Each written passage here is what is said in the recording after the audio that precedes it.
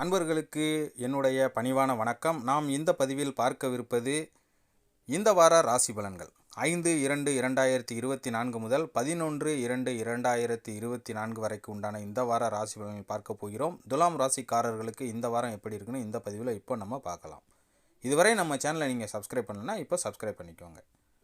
பிப்ரவரி மாதத்தின் முதலாவது வாரத்தில் திருக்கணிதா பஞ்சாங்கப்படி நவ கிரகங்களின் சஞ்சாரத்தை பார்த்தால் சூரியன் மகர ராசியில் அமர்ந்திருக்கிறார். செவ்வாய் தனுசு ராசியில் உட்கார்ந்திருக்கார். பிப்ரவரி 5ஆம் தேதி மகர ராசிக்கு மாறுகிறார்.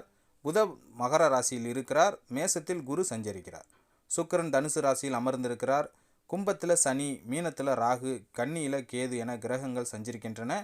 இந்த வார வேறு கிரக மாற்றம் எதுவும் இல்லை. சந்திரன் இந்த வாரம் துலாம் மற்றும் விருச்சகம், தனுசு, மகரம் ஆகிய ராசிகளில் பயணம் செய்கிறார். கும்பம், மீனம், மேஷம், ரிஷபம் ஆகிய ராசிக்காரர்களுக்கு சந்திராஷ்டமம் உள்ளதால் கவனமாக இருக்க வேண்டும். இந்த வார கிரகங்களின் சஞ்சார கூட்டணி பார்வைகளால் துலாம் ராசிக்காரர்களுக்கு எப்படி இருக்குன்னு இப்போ பார்க்கலாம். தர்ம அதர்மங்களுக்கு ஏற்ப பலன் தரும் சுக்கிரனை அதிபதியாக கொண்ட துலாம் ராசி அன்பர்களுக்கு சூரியன் உங்கள் ராசிக்கு 4ஆம் இடத்துல இருக்கிறாரு. சின்ன சின்ன குழந்தைகள் தவழ்ந்து செல்வதைப் போல காரியங்களை சற்று தாமதமாகவே நடக்கும்.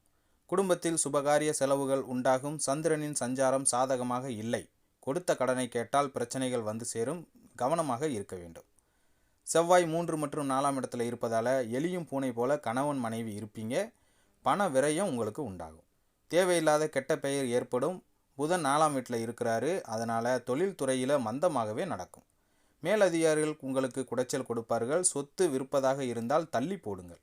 குரு பகவான் 7ஆம் இடத்துல இருப்பதால் வியாபாரம் சற்று மந்தமாக தான் இருக்கும். வேலை காரணமாக குடும்பத்தை பிரிந்து செல்வீர்கள். சுக்கிரன் உங்கள் 3ஆம் இடத்துல இருக்கிறாரு. அதனால் நம்பிக்கையுடன் தொடங்கும் காரியத்தில் கூட உங்களுக்கு சற்று சறுக்கல் ஏற்படும். உறவினரிடம் எச்சரிக்கையாக இருப்பது நல்லது. சனி பகவான் 5ஆம் இடத்தை பார்க்கிறாரு. அதனால் ஆன்லைன் வர்த்தகங்களில் எச்சரிக்கையுடன் இறங்குவது நல்லது. கமிஷன் வியாபாரம் சுணக்கமாகவே நடக்கும். ராகு 6ஆம் இடத்துல இருக்கிறாரு. அதனால் குடும்பத்தை பற்றி அதிகம் கவலைப்படுவீர்கள். வரவுக்கு மேல் செலவு வந்து சேரும். கேது 12ஆம் இடத்துல இருப்பதால் தக்க சமயத்தில் நண்பர்கள் உங்களுக்கு உதவி செய்வார்கள். உறவினர்களிடம் மனத்தாங்கல் உண்டாகும். நிதானமாக இருக்க வேண்டும். அன்பர்களே, இத்துடன் இந்த பதிவு நிறைவடைகிறது.